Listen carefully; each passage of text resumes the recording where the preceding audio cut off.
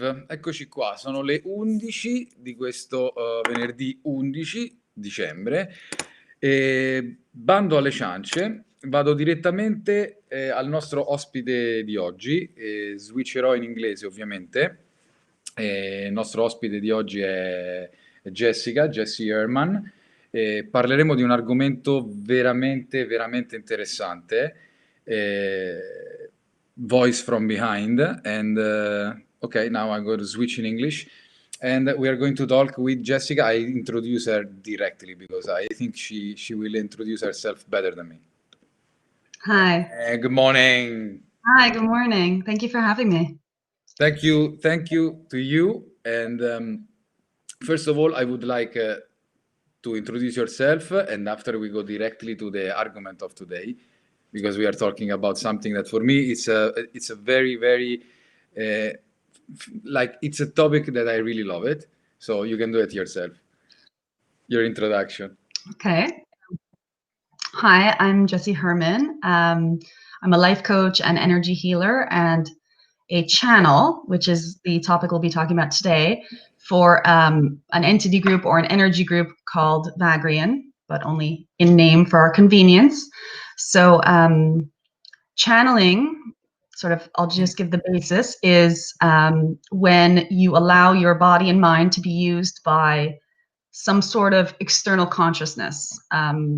You may have heard of it in terms of mediumship, when someone channels perhaps someone who's passed on or the energy of a famous person, etc.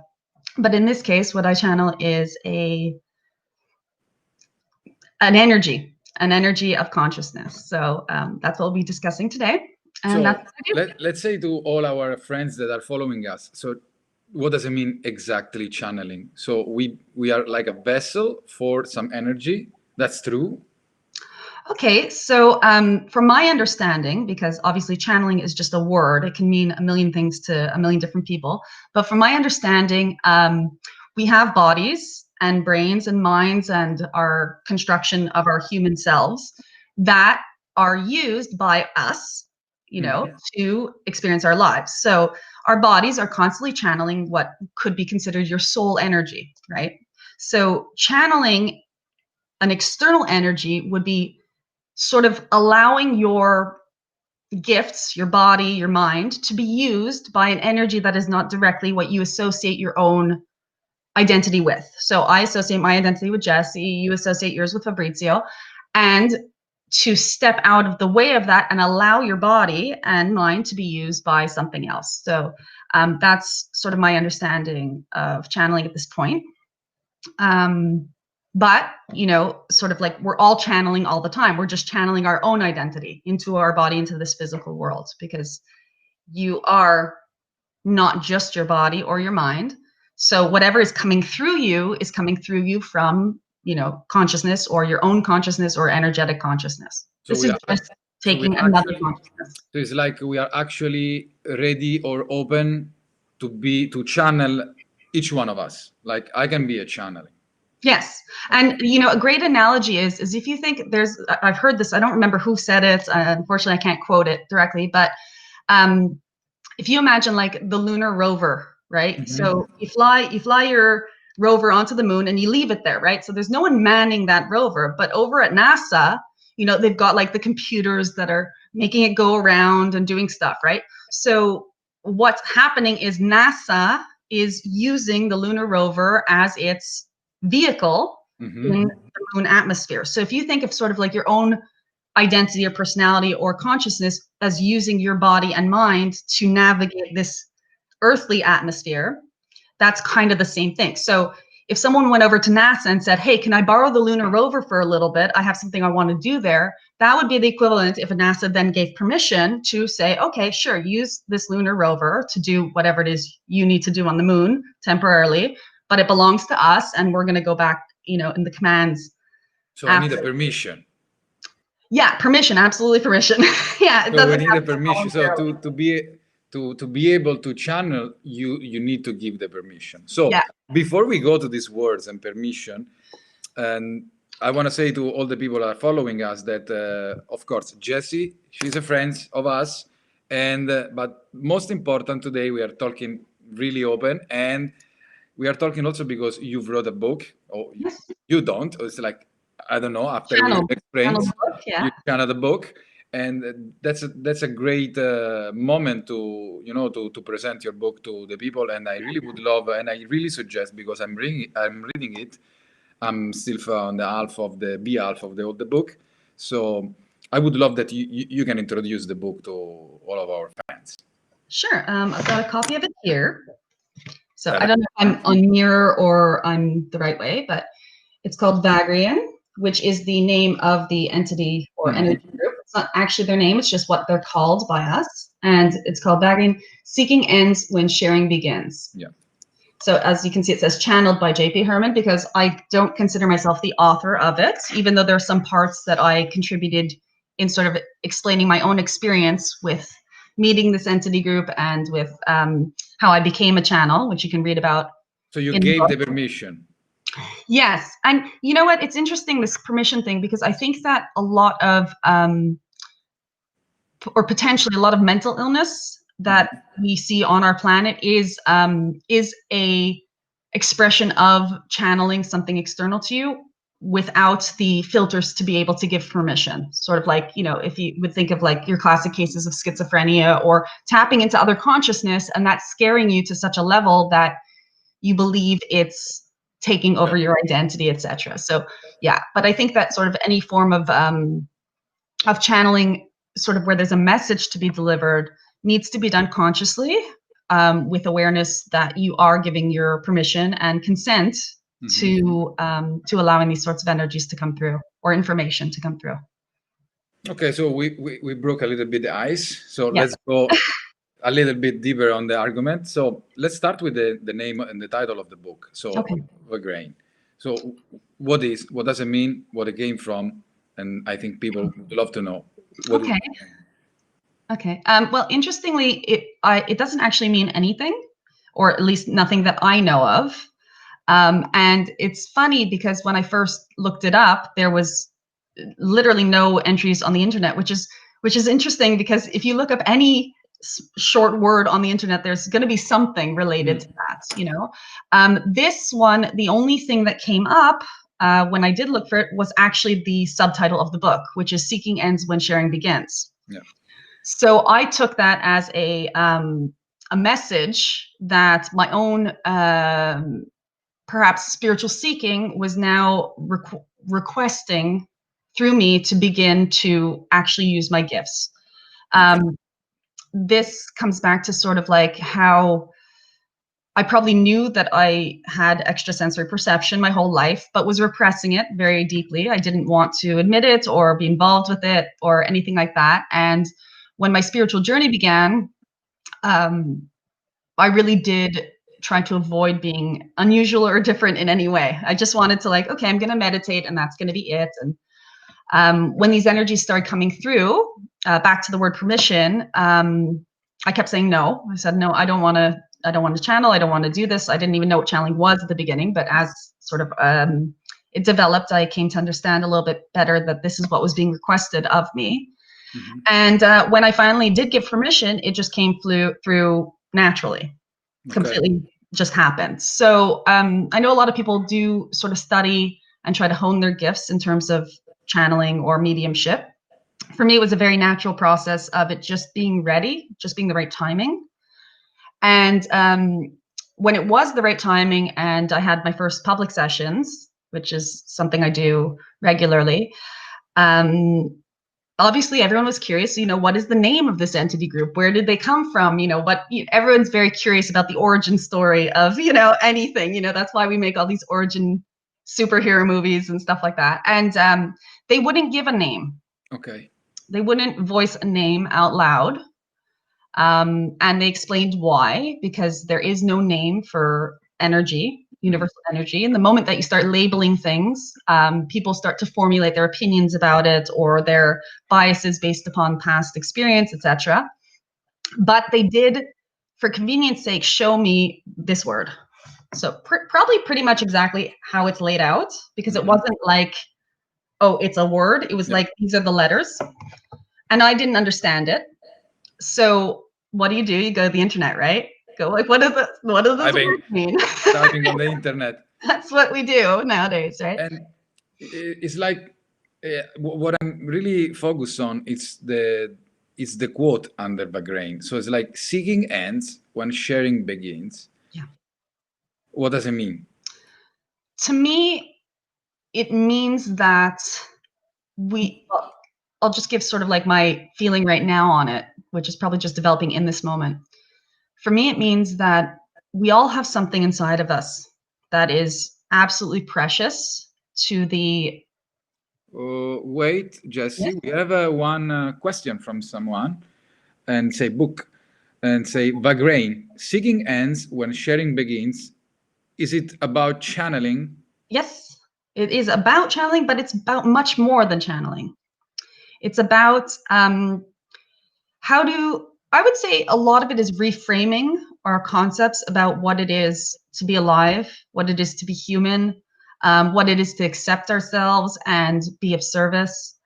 There's a lot in the book in terms of and it's organized in a pretty comprehensive manner of sort of like topics. Mm-hmm.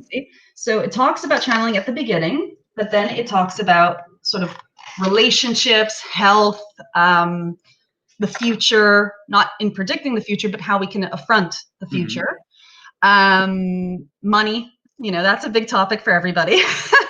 And how to sort of like reframe our concepts about money and abundance to make our beliefs work for us. A lot of it is about choosing your own beliefs and choosing how to let go of conditioning and beliefs that perhaps are not actually helping you to live your life in the way that you want to live it. So so it's about channeling, but it's about a lot more than channeling. Okay. And a lot more. I have to say, I read it more than half, so I'm go through all the book, and I really like it. I find it fascinating because I also would love to answer. I think it's only channeling.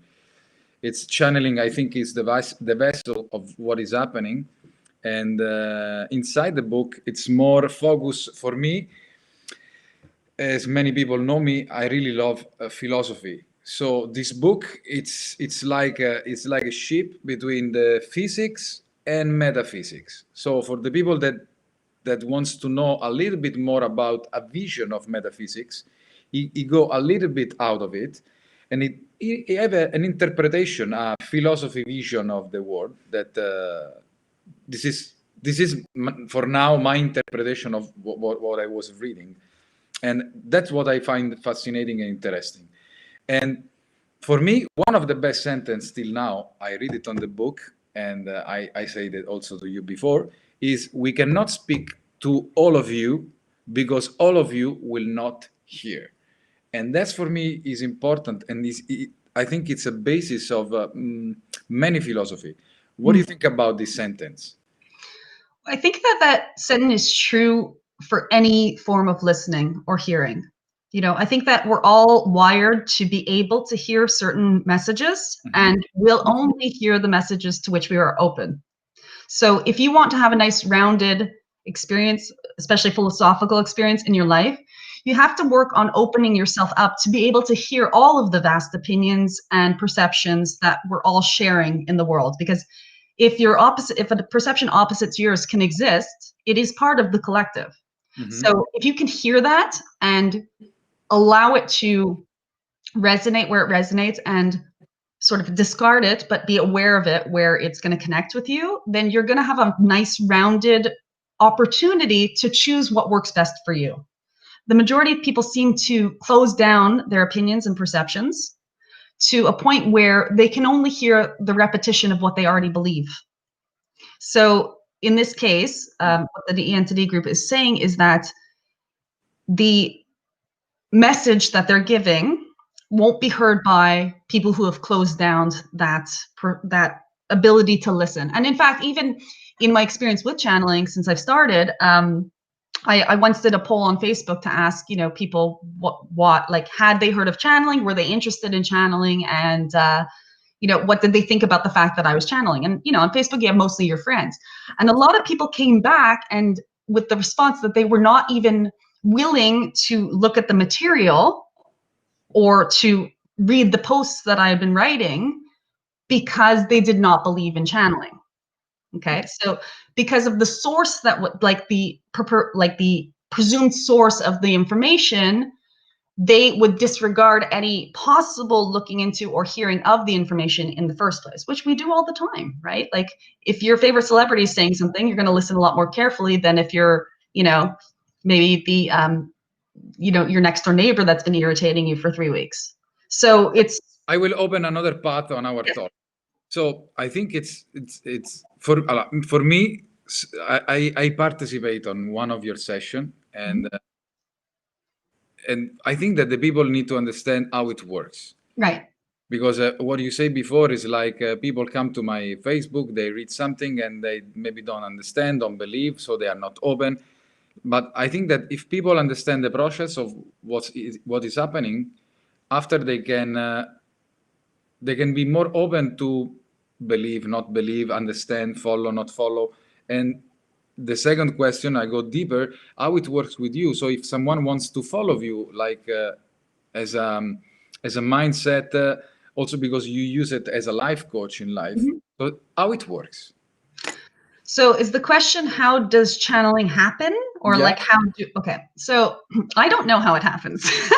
I don't actually know like how the universe works or my soul or what actually happens. I do know what my experience is and explain my experience, but I know my experience. So what happens is this is how I do it. I don't do anything, but this is how it happens for me. So I will prepare myself to go into a trance state. I don't actually do very much to prepare myself. I close my eyes and I set the intention that I'm going to channel now. And the way that I have identified it happens is through my hearing. So it's, or not my hearing, but a form of hearing. So I just listen past physical hearing until I hear the sentences that are wanting to be said, or not even the sentences, but the energy. And then the moment I allow the first sentence to come through, it's like I go into a trance state. And then I'm not talking again for however long the session comes up. Talking happens through me. My head will move. Sometimes I've done sessions with my eyes open, which I find a bit more difficult because I am somewhere in my consciousness. If you have visual stimulation, it's a bit more difficult to remain in that space of listening. And this wisdom comes through, this knowing, this ability to discern what the question actually is. Often people are asking questions, but they don't know that there's a deeper question to what they're asking. So what they actually want to know. So there's like an energetic exchange between myself while channeling and the people that I'm channeling with or for. Which can be a group or it can be an individual. I do individual private sessions. And I also do group sessions where, 10, 15 people will come and they'll take turns to have questions. And those are always fascinating because you're always learning something from the other person's question as well, or the answer from the other person's question. And then at the end of the session, they finish their session, they say goodbye, and I wake up completely refreshed and energetic and feeling wonderful. It's not explainable. I don't know how it happens. So I just know it has been consistent so far. So that's pretty good. It's like it's physical tough for you, or it's not? No, physically it doesn't. It's not tough. Sometimes there's like very large temperature differences in my body. Sometimes I'll be very cold or shaking, or I'll come out and I've been sweating quite a lot. So physically there is some sort of physiological response from my body, but normally it's not tough at all. I don't sense my body. I don't feel my body during that time period. I don't feel discomfort. And how you feel it energy? Is it like how you feeling when you finish the session, and so you finish this? How you feeling like inside? Like you feel better? You feel more fill up, or? Yeah, I feel great. I feel great afterwards. It's like it's just like peace. Probably before there's a lot of like built up like I guess you could equate it physically with your response to anxiety. It's like it gets very fast, especially if it's like an hour before, and they've been already prepping me with like a certain message. Sometimes that'll happen during the group sessions. Like they'll get the energy going, and then I'll be like, I gotta go into trance. I gotta go into trance, you know, because there's something that really wants to come through. But afterwards, it's just a perfect peace and state of well-being. That is really quite unique. I would say that I can't equate it to any other state, perhaps deep meditation. But yeah, I come out feeling great. I'm trying so now to connect all dots. Yes. So we say before there is this, let's call it, I call it like entity, so a flux of energy. Yes. That is channeling through you. And people can ask questions in that moment. So in the moment of channeling, they can ask questions. So based on your experience, what is the most like why people will be curious to ask question, and what is the most, you know, like what they asking to you? I think the most common question is, like, if I were to put it into a simple phrase, is how do I fit into the puzzle? Right? Everyone wants to know what they're here for, what their unique configuration is meant for on this planet, and what they can do to serve. You know, that's the beautiful thing. I'm hearing more and more of people not here for themselves. You know, people are less self-involved or trying to get the best for them, at least the people that I'm coming into contact with. And they're more interested in like, why, like, how can I be of service to others? How can I aid in making the world a better place? So, you know, even that just makes you feel wonderful. Based on your experience, if it's one of the best question is how I fit in this puzzle. Yes. What's the best question that the entity is willing to receive? It's like, based on your experience, I imagine you will have 1,000 of questions like, oh, there is alien in this world, but there is no, it's not, like, maybe there is, maybe not, but they are not alien, or like, I don't want to say stupid question, but question that they already have a kind of an answer. So if you go deeply, as you say, if you go deeply in a good question, you will have a very nice answer. So if what I'm doing in this world, I fit, I'm a small piece of the puzzle. And what type of question, let's say, the energy is willing to receive, and they are, you know, yeah, I can give you 1,000 of explain. You know, I'm not sure.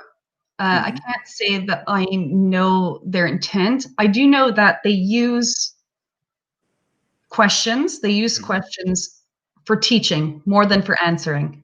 Okay. So the way that they seem to use most questions, whether they're considered, you know, superficial or profound, is they will find the way to help or to direct, more than help, the person back to a knowing of how to answer their own questions. So even that question, how do I fit in? They're never going to say to you, oh, you're supposed to be a, you know, a public speaker who inspires millions to drink smoothies. You know, they're not going to tell you a direct answer, but they are going to guide you into a state of how to find your own direct answer. Okay, now I'm going in a next phase. You know that I love this topic. So I go more forward. Yes. So I really love a movie, and the name is Interstellar. Okay. And during this movie, there is an explanation about space and time. And for the people that didn't watch the movie, at the end of the movie, so I'm gonna spoiler, there is a very big questioning, like between ourselves that we meet us today. Yes. So is it possible for you, or it could be a sensation that this entity, this energy, is ourself into another space or into another reality, no matter time, no matter when or where, that are talking with ourselves today in a state of body and mind that we are still not ready for? Yes. I don't know if I explain good myself no. with this English, but I know that is the, I will answer sort of like from what I've learned from them in terms of time and space. So because we are, in theory, bound to physical, or at least what we perceive of as physical, we are in sort of like a space-time situation, okay? So we believe we're moving through space in time. Once you get to sort of like a non-physical, and this is a bit of like cosmology or again, philosophy and stuff like that. Once you get to a consciousness that is not bound to a physical, there is an overview of how everything is simultaneous. And the thing I love the most about their teaching is one concept that, you know how we talk about like reincarnation, we think things are linear. So you have like one lifetime and then you have another lifetime. Maybe you were this person in the past life. What they sustain is that because the universe, or not even the universe, the multiverse is all one, that you actually are simultaneously all the other people and beings and plants and rocks and minerals and water molecules at the same time. So by that sentence, or by that philosophy or thought process, they are guaranteed to be us in a quote future timeline, but also in a present and past timeline, and we are also them in a future and past present timeline. So because there is no time, and it gets that was what I'm thinking, and reading the book is like you of the future channeling with yourself in the present, talking to the people that inside of them there is themselves from the present that is not open to channeling with their own future soul. I don't know how to explain, but we will go back to this argument. We have another question, and I will say hi to Saverio. Ciao, Saverio. And he say, what kind of question did you receive about religions? Interestingly, I don't believe we've had a single question about religions.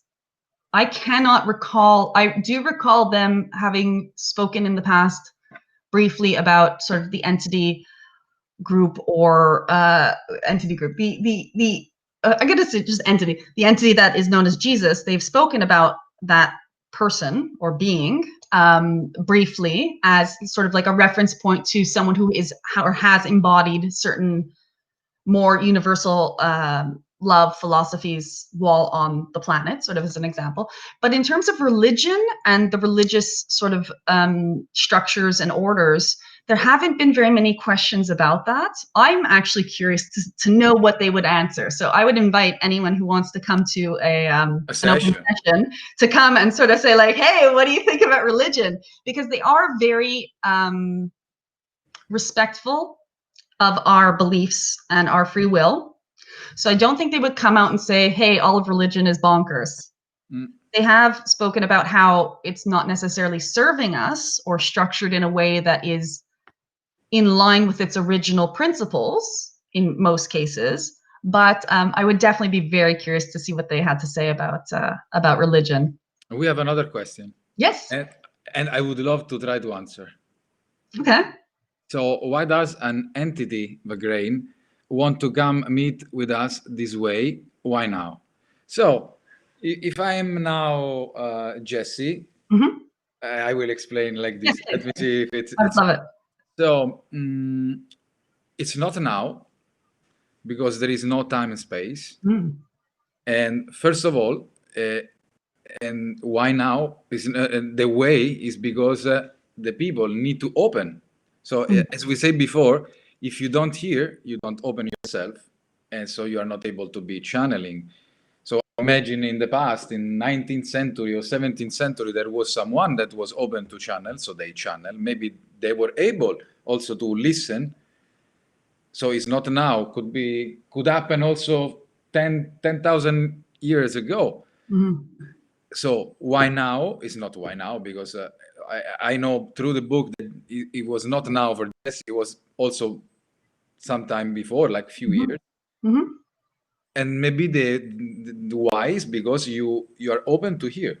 I don't know. That's my answer. Let's see the Jessie answer. No, I think that's great. I think that I think you're absolutely right in terms of like in the past, people having been able to channel.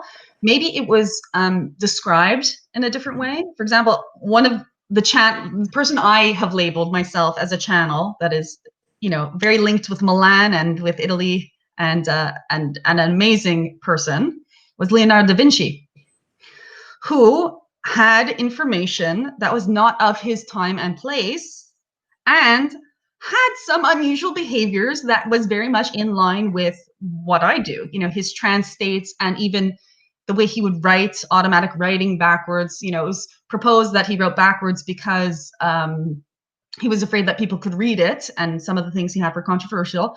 But I think it's possible that it was what happens at times with channeling states, where the information comes through in the way that it can. So perhaps the entity wasn't using his body in the forwards way and was using it backwards anyway. Now he could read it, so it was fine, you know. But the point is that when you're open, and Da Vinci was certainly someone who was very open. I will show you again, and I will show again the question. So. Yes. So yeah, okay. So in this way, and why now? Why not? Right? Like, if we're ready and if we're opening to these things, then why not? You know, I think that's probably what they would say, like that it's just time. And they have explained, and it's in the book, a bit of what their intention is for coming to meet with us. They don't really have their own specific motive. Like, they're not like, oh, I want the humans to survive, or we have to save the world. They don't have these types of backings, because they don't think the world needs to be saved. They don't really think the humans are doing such a bad job on their own, you know. But they do feel that we are calling in this energy, that we want to know these things. So again, that's why they use questions to teach. I want to connect this answer to, I'm really connected to one moment in my life that it was studying philosophy in the high school. And okay, I want to say also hi to my high school teacher of philosophy. And when we talk about metaphysics, for me there is one philosophy that it's not really close, but in general the idea is similar to what Vagrein are doing. So the name is Platonini. Mm-hmm. And what I like to connect this is with the big consciousness behind us. What I mean is, like you say before, Leonardo da Vinci.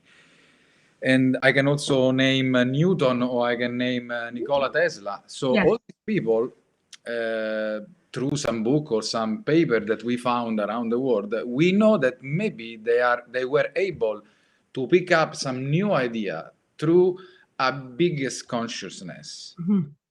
So maybe, as you say, there were people open that could channel themselves to get some new information and see, you know, some stuff that maybe we will see in 200 years. Yeah.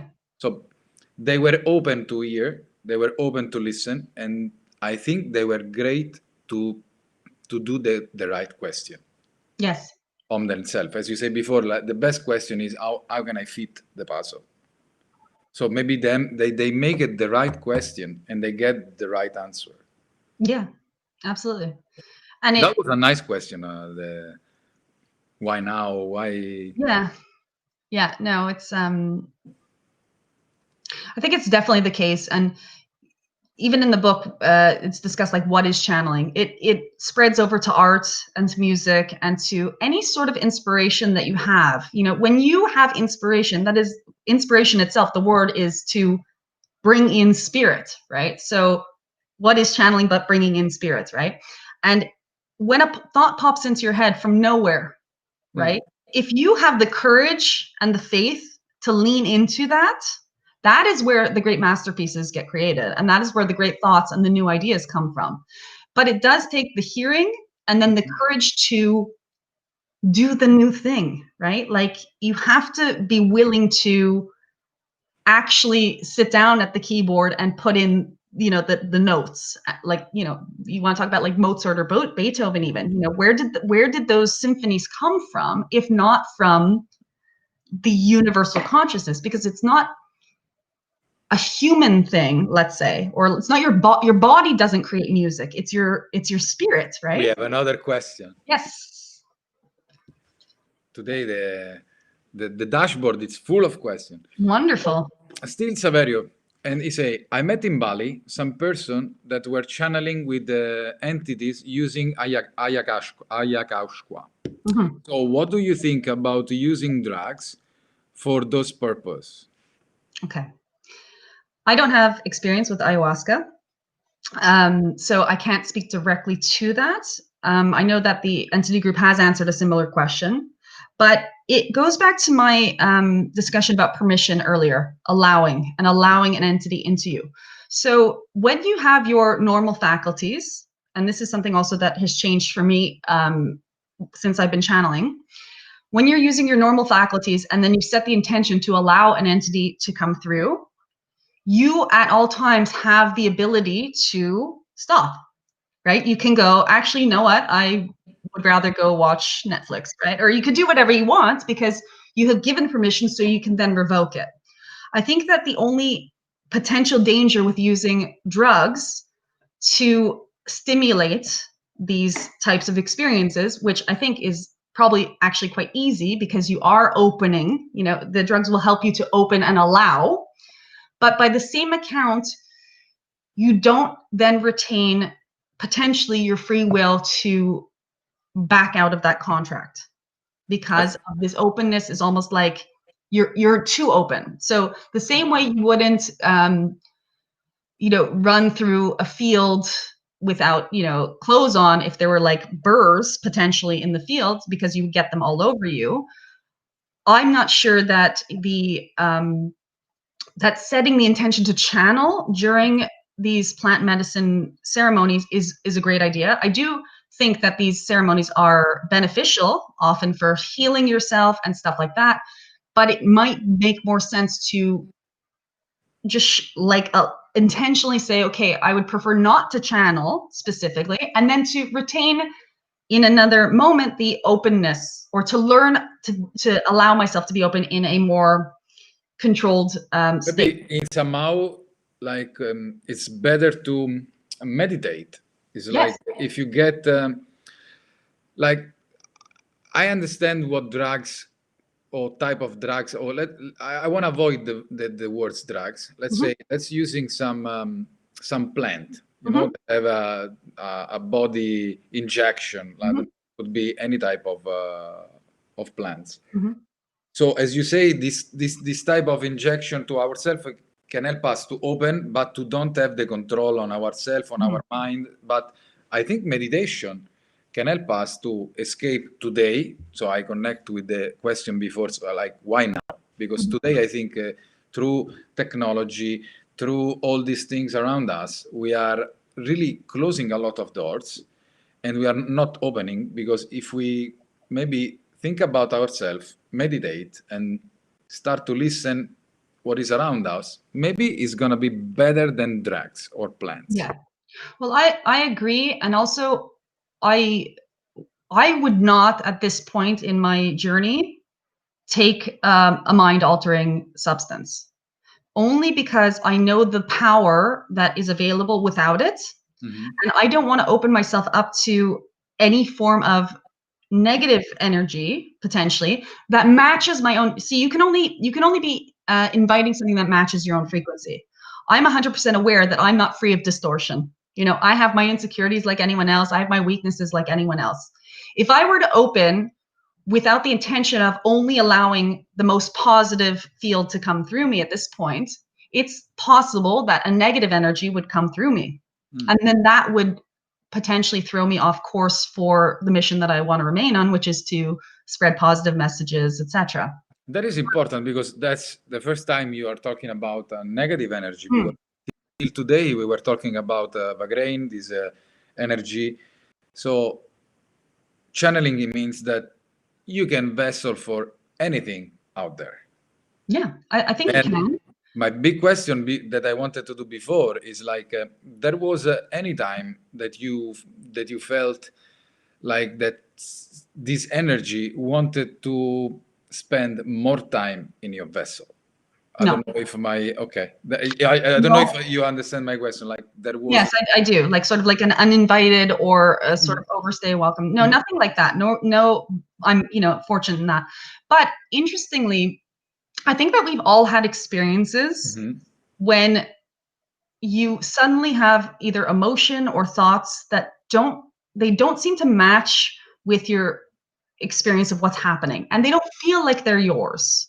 Okay, so maybe unexplained rage at something small, like it happens to a lot of people when they're driving. You know, they're perfectly normal people when they're not in the car, and then they get in the car and, you know, something small happens and all of a sudden they're a maniac, you know. So I think that we are, like I said, channeling at all times, but there are some times when we're more vulnerable to allowing negativity that we don't normally consent to into our beings. So I can say that it's never happened with my conscious channeling that I've had sort of a sensation of like being out of control. But I do know in my day-to-day life, there have been moments where I haven't labeled them, but I know they can be labeled as sort of psychic attacks, where suddenly you're off.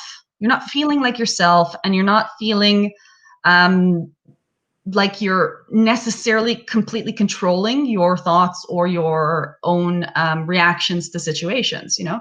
And I think that as you begin to discern between sort of like what it is you want and what is you don't want in your life, you can start to filter out those things. And when those feelings come through you, you can consciously make the effort to go, no, I don't want, you know, I don't want to channel that energy. I don't want to channel the energy of rage or negativity in this moment. And I see Saverio's amazing question. How do you recognize or prevent black magic? Intention. Intention. Yeah. You have to be aware. Like, awareness is key. And then I think that because black magic is an intention-based, you know, some people call it an art. Magic is an art, right? So black magic is an very heavily intention-based practice. So to counteract that, you have your own power of intention, which, you know, obviously if you have two equal forces, they're not going to go anywhere. And then on top of that, the good news is that the intention of positivity always, and it sounds like, you know, a He-Man cartoon from the 1980s, but good always wins, because good encompasses evil. Good includes evil, right? So that question, I think it's really connected with the one before, like with the one about religion. I don't know why, I don't know how, but yeah, it's all connected. You know, now where you were talking, I'm thinking like 2-3 months ago, I watched again X-Files. Okay. Now it will make you laugh, but I watched it when I was, I think, 10 or 15, and I had this idea, alien, blah, blah, blah. When I watched it 2-3 months ago, and I start to understand it was the 90s, and I watched it again, also the title. The title was, I believe, there was the words believe. Yeah. And I see today with the eyes of 40 that Mulder was not only a believer of something, he was open to listen. He was watching anything with a second thoughts or a second eyes or another vision. And there was Skelly that he was really connected to the physical world, to the science. And what I saw her changing during her life to be more open to have a second thoughts. That maybe this one could happen. So maybe to answer to Saverio, is like negativity, it came also if you are close. Yeah. And in a breakthrough, you want to open and you are not able to control yourself. So meditate, say awareness. And it's like if your soul is willing to be open to anything, so maybe you are able to control yourself to what maybe in channeling what you want what you want to channel. Yeah. And also I think if you channel some negativity, you are able maybe to control. Yeah. But that's something more bigger than my vessel. So no, I think that a good way to sort of understand why and how negativity arises is because you have space for it. You have space for fear. Okay. So the moment you start to see, even like, let's say, okay, let's just bring it down to Hypothetical. more mediumship stuff, right? So there are like negative spirits in theory, right? Who want to play tricks on people, and they say, I'm your dead aunt, and they have the information because it's in universal consciousness of like the aunt and how she died, and maybe there's a medium who isn't good at discerning that it's a negative energy, and then this negative entity goes and tells the person, you're going to die next week, right? Okay, that's definitely not a good experience, right? For someone who's gone to a medium.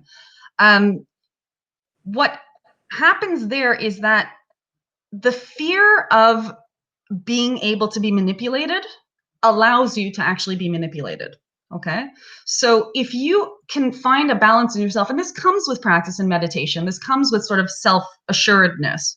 If you can find a space in yourself where you know that even if something negative were to happen in your life, that you have the facility to, I'm going to find an Italian word because there's no English, superare. If you can get past that, or you know that you have the ability to survive anything that's thrown at you, you suddenly become invincible when things are thrown at you, because you're able to react without the fear. You're able to go, oh, I know how, like, I can deal with this thing, whatever is coming at me. Okay.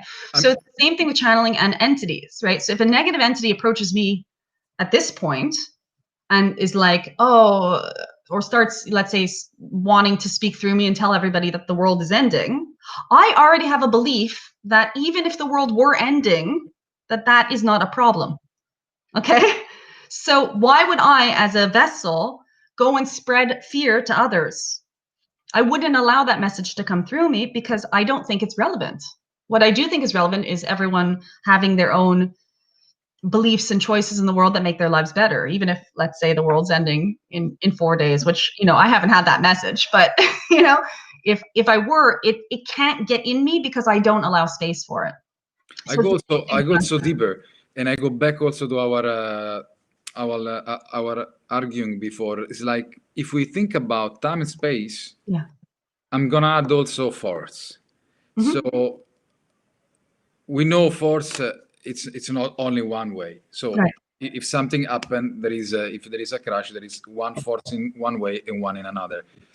And if we think about a time and space that not doesn't exist but is simultaneously, it means that in some action there is 10,000 of reflection of the same reality. So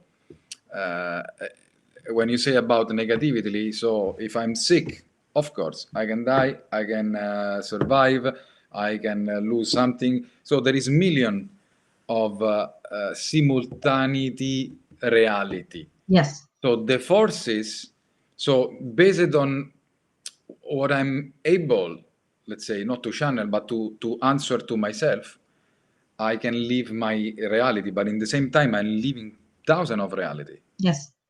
Infinite. Yeah. So it's like, for me, maybe in somehow, negatively and positively doesn't exist. No. There is maybe there is only one force, and Yes. the way we feel it, or the way we are experiencing it, we categorize in negative and positive just because we know as the real world. I don't know. I don't know if I am explaining. Yeah, I think you are. And in fact, I don't know, I think it's in the book. See, this is what happens when you don't write the book yourself and you're channeling it. But there is a discussion about sort of good and evil. And Vagrein explains that there is no such thing as good and evil in itself, because those are our perceptions of what is. What is just is what is. There is no good or evil per se. What they would like us to sort of reevaluate or reframe this concept of good and evil is there unity or separation? Because unity is the nature of existence. Whatever is connected to everything else, and it's all one thing. Like, my skin is my hair, is the air I'm breathing, it's all connected. I'm connected to you, we're connected to the computer screen and the plasma in our screens, etc. Separation is the belief, or the superimposed belief, that is not correct, that it's not connected.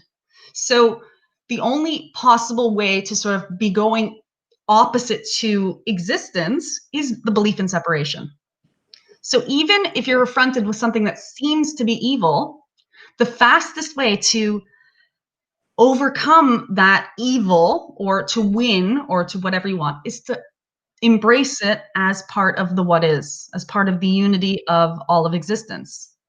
So even if you perceive of some sort of horror or something that is definitely unjust, or it's obvious to you that this thing shouldn't have happened and there was definitely a victim and a perpetrator, when you can see the same situation as having its specific function in this particular, like you said, multitude of timelines, for whatever every single person who's witnessing it is learning from that, then you can embrace it as part of the unity, and it no longer has any power to make you feel fear, to make you feel discomfort, because you are embracing it. You are choosing to see it as part of yourself. No, I think this one is a very complex, the manner, but I like it because also in philosophy, a lot of people, they try to explain forces and let's call it good and bad, yin and yang or whatever. I think it's more complex in somehow of what we feel it. But I go in another. I go in another question, like, because people they are starting, to asking you question, and we understand how it works. We understand what's happening to you, like how you connect this gift, to channel and your work and your sessions, like how you managing now all of these. And one thing is also for Saverio, because he is a very person that he loves art, and he's a collector of art and critics. And I know that you do a lot of art also. Yeah. I haven't painted in a while, but yeah, I do. I painted way before I channeled, and I feel like that's the same energy. Honestly, like the same energy when I'm painting and the way I feel when I finish painting is very similar. I guess that would be the closest to the channeling. So Saverio, if you want to see the painting of Jessie, you need to get close, and you can see it. Yeah, absolutely. So I work as a life coach. Sort of that's my business, and the channeling, of course. So what I'm doing right now is in my coaching, a lot of the same skills come up. I'm present. I don't go into trance when I'm coaching, but it's almost as if I can hear the higher self or true intention of the person I'm coaching. So often we'll come to places where they'll be saying one thing, but there's really the energy of what is really happening beneath it. And now I'll never in my coaching sessions go like, hey, this is what you should do, or this is the energy that's coming through. But I do use that that technique of asking questions to allow the person to come to the same realization that perhaps maybe a little bit earlier I'd come to. So that's sort of my coaching methodology. And there is a lot of that sort of like intuitive or metaphysical energy happening in my coaching sessions as well. During my private channeling sessions, it's run a little bit differently. We come online. After a couple minutes, I just go into trance and I set a timer. And then after the 50 or so minutes, I'll come out of trance, and the person will have had their experience or group. In fact, I just had a family who all came on, parents and an adult child who came on together, and they will have gotten everything that they wanted to get from that session. It's also an energetic exchange that somehow people seem to get exactly what they need. And I don't necessarily even listen back to those for several weeks, because it has nothing to do with me. Do you know what I mean? I don't see that part of my work as having anything to do with me as Jess, or having to do anything. When I'm channeling, I don't actually do anything. And then I also do energy healing, which is just the energetic side of that, where I'll go and I'll scan someone's body. So that can be related to the physical health as well. Sometimes a client will get information about things that they could do for their physical health. The energy gets cleared, and then, we progress with that. And I've had some good results with that with some people as well. So, yeah, I guess those are sort of like the three services that I provide. I really feel like they're all connected, because I feel like I'm tapping into that same, not necessarily Vagrein as like their information delivering energy, but the energy isn't just that information delivering. It's just sort of like tapping into the energy of consciousness that connects all of us. So it helps to point out things to people that perhaps they're not able to see, or at least teach them how to see it themselves, because I don't feel like I have something special. But there was I don't know, in your experience, or if you had any type of experience to working with someone that have a sickness. I make an example.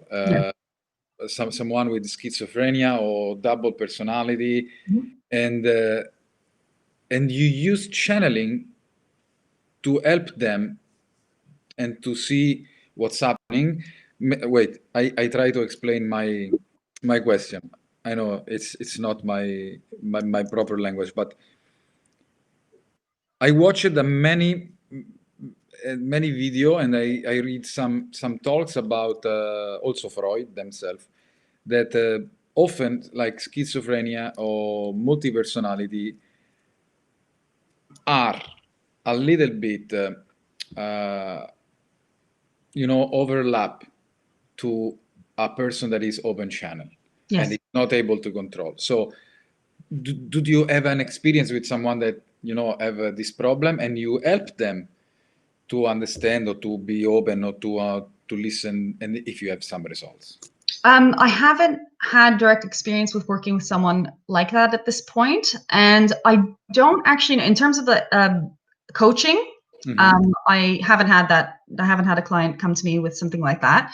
In terms of channeling, I'm not sure. Again, because it's not sort of me, I don't know directly how Vagrein would deal with that. I do know that there have been cases of people coming with deep confusion, and then either allowing them to remain in their confusion because that's what serves them most at that time. Because, for example, if someone were to come to Vagrein and say like, oh, please give me the answers to everything, and then they just gave them, then perhaps that wouldn't actually be serving the person in finding their own answers. And then they would develop a dependence upon seeking outside of themselves for responses from people like me or from other people that do similar things, And at other times, if there's something that is within the arc of, let's say, several questions or sessions, able to reframe the situation to make the person more accepting of themselves, then there is that. I have had clients who are either healers that don't know that they are yet, or channelers that don't know that they are yet. And there has been some guidance in those directions, but not sort of where that propensity is disturbing their day-to-day human life. Because I think Vagrein and myself, we put the priority on, we are human, we are here for this experience. And if you're not okay with being human, you have no business going deep into sort of metaphysical and philosophical. So I make a stupid question. Yeah. Stupid, but thinking, not that it's stupid, but it's me thinking out loud. Yeah. Is it possible, or happened before, that you had a discussion, you in channeling with Vagrein, and me channeling with another entity? There is another good flux of energy. So what is going to happen? I don't know. I've seen it done though. I think there was actually I can't even remember when, but I do remember that there was a YouTube video, I'm not even sure who, unfortunately, where there were two channels and they were both channeling, and the two entities were having, well, actually, it wasn't that the two entities were discussing with each other. It's that the person questioning or interviewing them was interviewing them both and getting the perspectives, almost like a stereo, Yeah. I'm thinking more like two entities that they meet for the first time, and they can share their opinion, because maybe they are two entities from a different space of time. That's funny. Yeah. No, that would be cool. Good experiment. Yeah. Before we are going to close, I'm asking the people that are following us, if you guys have any other question. We are here for other few minutes, and after, of course, we cannot tie Jessie for all the day into the chair and answer all these questions, because I think you receive thousands and thousands and thousands of this question. So I go back to your book, because I think it's very important, because people need to get close. And I would love to write here or the Facebook page or the internet site, so the people can get in contact with you. So yeah, I actually have the first 18 pages of the book available for free on my site. So try before you buy, you know, see if it's exciting for you. So www. JP Herman, JP, Herman, yeah. / JP Herman. Yeah. .com. Yeah. And then / you can either just put that and then it says up the top Vagrein book. Have a look if it's right. Yes, that is right. And then you just click through there and you'll find the book. You can buy the book on Amazon. I just see that there's a question there. It's on all the Amazon marketplaces. And it's coming out also in ebook format. You can pre-order that now. It'll be out on the 24th, just in time for Christmas. No. Right now it's in the paperback copy, which is it's nice. Been It's such a this one is a physical one. This is physical. The metaphysical one is online. You can buy the metaphysic one. Yes, or this one. Yeah. So, and it's been great. Thank you very much. It's great because there was Jessie, I know. And when I can buy the book, we get an answer. So you can go to Jessie internet site and see where you want to buy. Amazon, or I think, no, right? Amazon. Amazon, at this point, yeah. And my personal opinion is great. I read it now, half of it, and it's great. And I think it's gonna open the mind. Like, I think after you start to reading the book, you stop to do stupid question. Like, I can do it. I know I'm able to do stupid question, but because you start to understand and you start to watching with the eyes of I'm reading about a philosophy inside. Right. Yeah. And after you start to questioning yourself about, for me now, I'm questioning about time, space, and that's the last. Let's say the last few minutes we are going to talking about time and space. I want to know your opinion about time and space. My opinion now is that because everything is simultaneous, we are both living in a linear reality and in a simultaneous time and spaceless reality. So if you as a human want to navigate that, it's very useful to focus on the now as if it's all that is. Because it actually is all that is in your experience. Memory and projection don't actually exist in your own personal physical experience. You can only be remembering something from the past in this now, or projecting something in the future in this now. So your experience in this now is memory. It's not that that thing actually happened. So we've been conditioned to live our life in a different way, putting a lot of emphasis on the past and the future, but it is beautiful. And, you know, even Eckhart Tolle has the book, The Power of Now. I think that's a valuable read for anyone. That we do have sort of infinite potential in this moment. So like you said, there's infinite timelines that spring off from this one. All of those are actually happening also in this now. And it's up to us to align with the one that we want to experience, or that we feel is best to experience for us for our learning. And then, you know, after we die or whatever happens, maybe we'll have more of a universal understanding of what's actually happening. But I think that our focus while we're here, it could be really valuable to sort of bring it down to what's happening now and what's happening now and what's happening now, and what do I want to happen now? Who am I now? No, for me, I still in the learning mode to get an answer about space and time. I have the idea of the time. Like, I mean, for me, linear time doesn't exist. So I'm questioning myself about, as you said before, I'm questioning myself about memories, and if I can get my memories after that. So what I'm experiencing today is I don't have the memory of my past time or my simultaneously life, but we get some signal.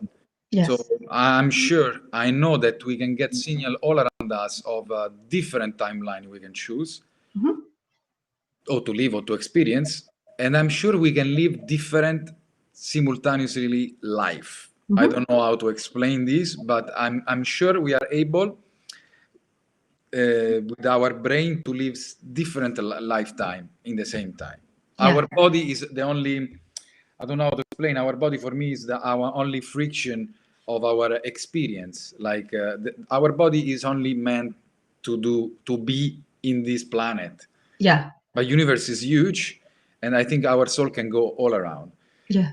And I have my eyes open on what we are going to do in the future. I mean, we are going to Mars. We are working on aerospace, so we know what it means to go to Mars. And I think it's only the beginning. Yeah. But that's my. I still have to learn. So, Jessie, first of all, thanks a lot.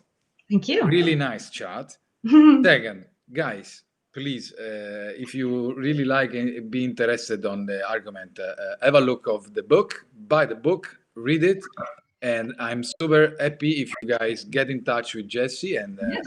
you participate to any channeling, so you can get all the answer and you can experience what I've done. Jessie, I'm really super happy of this talk. Thank you very much, and I appreciate your time. Thank you. And see you super soon. Absolutely. Thank you for your Friday morning. Thank you. Bye.